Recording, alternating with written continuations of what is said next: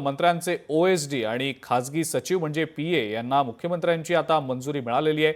आतापर्यंत आलेल्या सर्व प्रस्तावांना फडणवीसांनी मान्यता दिलेली आहे। काही मंत्र्यांकडून अद्याप अर्ज मिळाले नसल्याची माहिती मिळतेय। मंजुरी दिलेल्या अधिकाऱ्यांमध्ये भविष्यात जर कोणी दलाली करताना आढळलं तर कठोर कारवाई करणार असल्याचा इशारा मुख्यमंत्री देवेंद्र फडणवीस यांनी दिल्याची माहिती खात्रीलायक सूत्रांकडून मिळतेय।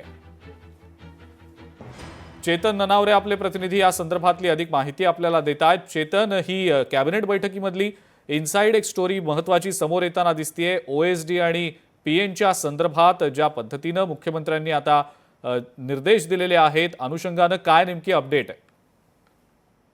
जिंक्या जी या प्रकारची माहिती समोर येत होती याआधी की बहुतेक मंत्र्यांकडे अद्यापही ओएसडी आणि पीएसची नेमणूक झालेली नाहीये आणि मुख्यमंत्री स्तरावर याला मान्यता मिळत नसल्यामुळे हा विलंब होत असल्याची चर्चा सुरू होती।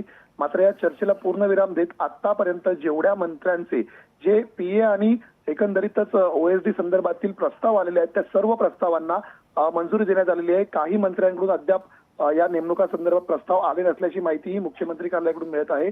जी सूत्रांनी माहिती दिलेली आहे की देवेंद्र फडणवीस यांनी याआधी स्पष्टपणे आपली भूमिका केलेली होती की ज्या मंत्र्यांना आपले ओएसडी आणि पीएस आपल्या नेमणूकमधील नेमायचे आहेत, आपल्या मर्जीतील नेमायचे त्यांनी नेमावेत। मात्र काम करताना त्यांचे संबंध कुठल्याही दलालासोबत आढळले तर मात्र कारवाईचे संपूर्ण अधिकार मुख्यमंत्र्यांकडे असतील। त्यामुळे नेमणुकीमध्ये कुठलीही दिरंगाई तुर्तास तरी मुख्यमंत्री कार्यालयाकडून सुरू नाहीये अद्यापही। त्यामुळेच मंत्र्यांकडून आपल्या मर्जीतील मात्र स्वच्छ प्रतिमेचे पीए आणि पीएस नेमण्याची प्रक्रिया आहे ती सुरू आहे। त्यामुळे भविष्य काळामध्ये आणखी कोणत्या मंत्र्यांकडून पीएस आणि ओएसडी संदर्भात प्रस्ताव येतात हे पाहणं महत्त्वाचं असेल। ठीक आहे चेतन, धन्यवाद सविस्तर माहिती दिली त्याबद्दल।